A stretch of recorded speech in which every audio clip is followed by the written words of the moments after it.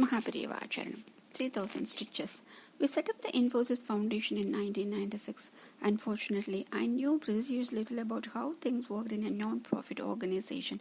I knew more about software management, programming, and taking software bugs.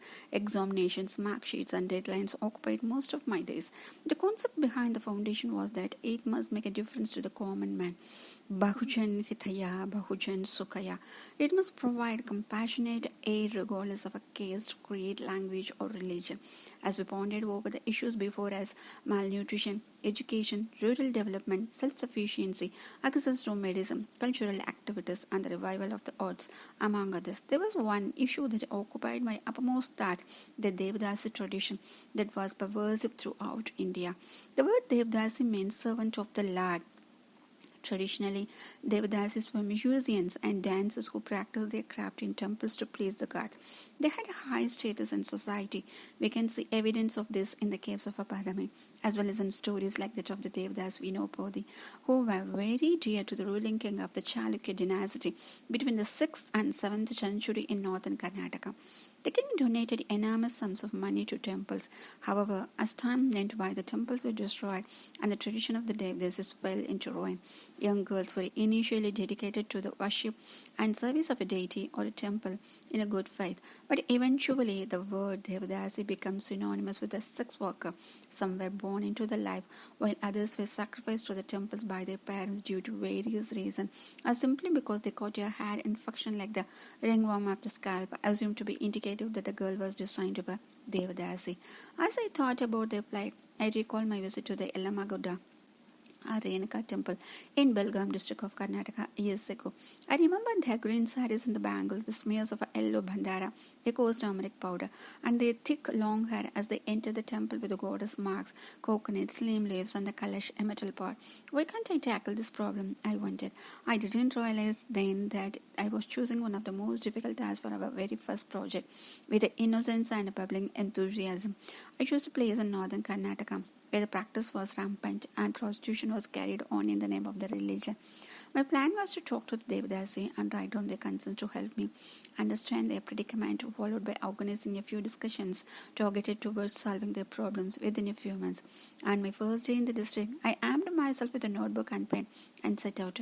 I dressed simply with no jewelry or brindi. I wore a pair of jeans, t-shirt, and a cap. After some time, I found a group of Devadasis sitting below a tree near the temple. They were chatting and removing lice from each other's hair.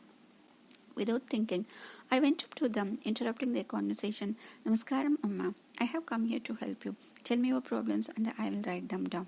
They must have been discussing something important because the women gave me a dirty look. They lobbed questions at me with increasing ferocity. Who are you? Did we invite you here? Have you come to write about us? In that case, we don't want to talk to you. Are you an officer or a minister? If we tell you our problems, how will you solve them? Go away. Go back to where you came from. I did not move. In fact, I persisted. I want to help you. Please listen to me. Are you aware that there is a dangerous illness called AIDS that you could be exposed to? There is no cure for. Just go, one of them snapped. I glanced at their faces. They were furious, but I did not leave. Maybe they need a little convincing, I thought. Without warning, one of them stood up, took off her chapel, and threw it at me. Can't you understand simple Kannada? Just get lost. Insulted and humiliated, I felt my tears threatening to spill over. I turned back and fled. Upon returning home, with the insult fresh on my mind, I told myself, I won't go there again. However, a few days later, it occurred to me that the women were probably upset about something else and that maybe I had simply chosen the wrong time and day to visit them. So, after another week, I went there again. This visit took place during the tomato harvest. The Devdasi women were happily distributing small oval-shaped bright red tomatoes to each other from the baskets kept near them. I approached them and smiled pleasantly. Hello. I have come to meet you again. Please hear me out. I really want to help you. They laughed at me. We don't need your help. But would you like to buy some tomatoes? No, I'm not very fond of tomatoes. What kind of a woman are you? Who doesn't like tomatoes? I attempted to engage them once more. Have you heard of AIDS?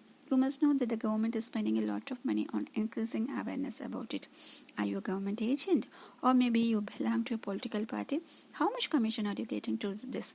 Come on, tell us. You don't even have a proper hospital. in this area, and here you are trying to educate us about a scary disease. We don't need your help. Our goddess will help us in difficult time. I stood dumbfounded, struggling to find words. One of the women said decisively, "This lady must be a journalist. That's why she has a pen and paper. She will write about us and make money by exploiting us." Happy rewatcher.